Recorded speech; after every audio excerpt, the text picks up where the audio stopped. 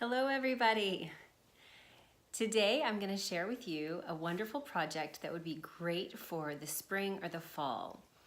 I actually thought about this for several years before I followed through, and I just finally followed through.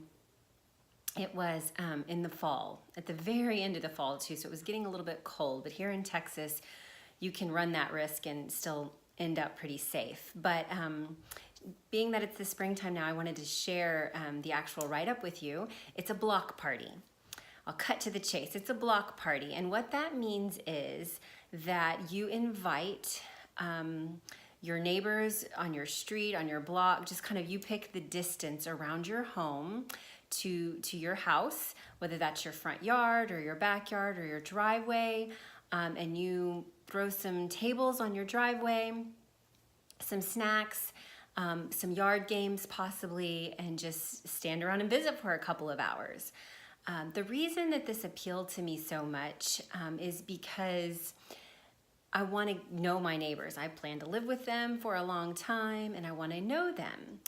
And the reason I didn't do this more quickly is because right when I had learned of this idea, I had just moved into my neighborhood, but my neighborhood was really developing.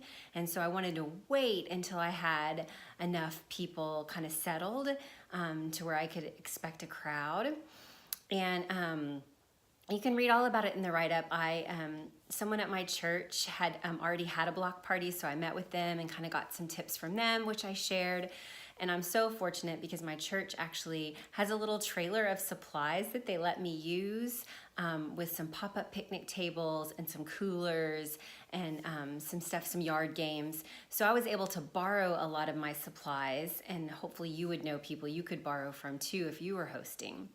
But some of the tips that they gave me, which I had not thought through, was the invitation was actually just a Word document flyer, and I went around and knocked on doors to hand them out. I was a little bit nervous to hand them out, so I kind of saw myself putting them in the mailbox or putting them on the doorknob and not actually verbally inviting. But that was my first point of contact, and that was a tip that I got from the person at church who had already had a block party before, and I thought that was real effective.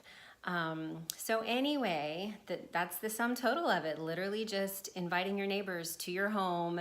And I envision a block party always being outdoors, neighborhood, visible, where all your neighbors can join in, even maybe the people that you didn't personally invite, but just that might see you out there having fun. And I walk my dogs. I have 3 dogs. And so I'm always waving at my neighbors. So I probably do better than somebody who doesn't have animals that they walk regularly in terms of being able to say a hello to my neighbors. But that did not result in any major deep connections.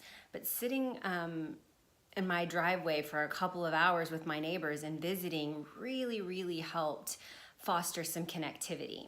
So I actually filmed a couple of little clips while I was at my block party, and I plan to show those next week. So I'm gonna talk to you about the day of prep that I did, just right after I did it, and then I'm gonna video the driveway and share that video that I took. So anyway, you'll get to actually see my garage sale my block party next week. So anyway, hope you enjoy it.